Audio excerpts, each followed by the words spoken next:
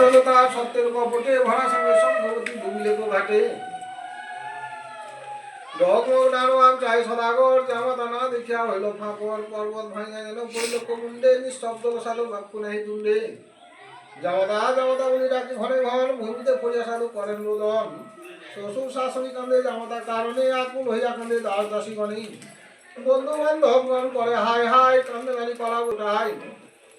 কান্দে নারী কলাবতী উঠো উঠো প্রাণপতি প্রভু মোর দেহ দর্শন এরূপ যৌবন হলো অকালে কি মতো ধরিব জীবন বিদেশে আসিলা তুমি রয়েছে চিন্তিত আমি প্রভু মোর আসিলেন দেশে 12 বছর এরপরে স্বামী মোর আইলো ঘরে হারাইলাম কলমের দোষে ষোড়শী বয়সী বলা মত আমি সমজালা তোর মোর করে দাহন নারী কুলে নিজ পতি না চিন্তা কেন আছে স্বামী জীবন বিবাহ করি পরবাস না পুলো মনে দেয়ার প্রতি রস জন্মে না জানি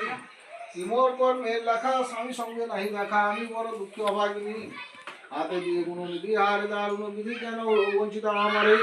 কলসী মন্দির আগলে পশু বলি জলে নারী মত বিঘাতারে কলা কোন আসিবাবতী বলে স্থির না করবো দহন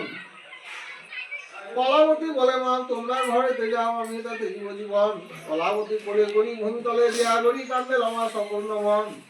কন্যা আমার শিশুমতী স্বামী বিনা নাহি গতি কেন হলো অকালে মরণ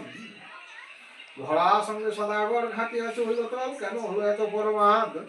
তিমোর কর নির্ফল ঘাটি আছে হইলতল কোন দেবের সঙ্গে ছিল বাদ কলাবতী ক্রন্দনে বৃক্ষের ঝরে পাত কোনো কোনো বলে প্রভু কথা পাব না যখন আছিলা প্রভু দেশের অন্তরে মনেতে ভরসা ছিল আসিবে তো ঘরে শুনি মনে আনন্দিত প্রভু আইল দেশে চক্ষু বলি না দেখলাম করমের দোষে আমি অভাগিনী গতখণ্ডে বোধ করবো তাহার কানে নিজ প্রতি হারাইনি কলার প্রবাসী প্রভু নারায়ণ অকস্মাৎ বাণী হইল সেই ক্ষণ আমার প্রসাদ ফলে নারী কলাবতীতে কানে ঘাটে তল হইল তার প্রতি সেই তো প্রসাদ তুমি করুক ভক্ষণ ভরা সঙ্গে তার প্রতি উঠিবে এখনই রমা চলে শীঘ্রগতি তরি তো প্রসাদ তুমি খায় কলাবতী অনাথে নাথ প্রভু দয়া উপদিল ভরা সঙ্গে শঙ্খবতী ভাসিয়া উঠিল হরি হরি মুখে বল বল